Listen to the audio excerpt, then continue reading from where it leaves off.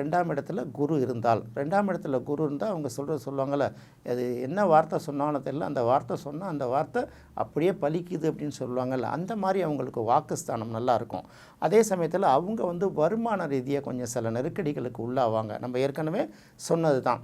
தனத்தை குறிக்கக்கூடிய குரு தனஸ்தானத்தில் இருந்ததுன்னா போதிய அளவுக்கு அவங்களுக்கு வருவாய் இல்லாமல் இருக்கும். அதே சமயத்தில் அவங்க வாழ்த்துனாங்கன்னா நல்லா நடக்கும். அவங்க எது சொன்னாலும் சரி, அவங்க வாயால் நம்ம வாழ்த்து கிடைச்சதுன்னா நம்ம நல்ல நிலையில் இருப்போம். அதனால தான் வாக்கில் குரு இருக்கிறது ரொம்ப சிறப்பு. அதாவது அவங்களுக்கு சிறப்பு இல்லை, அவங்கள்ட்டேருந்து வாழ்த்து வாங்கணுன்னா நமக்கு சிறப்பு. சொல்லுவாங்கள்ல, சொல்பவன் சொல்லும் ஜோதிடத்தால் எல்லா நலனும் உண்டாகும் அப்படின்னு சொல்கிறாங்கல்ல.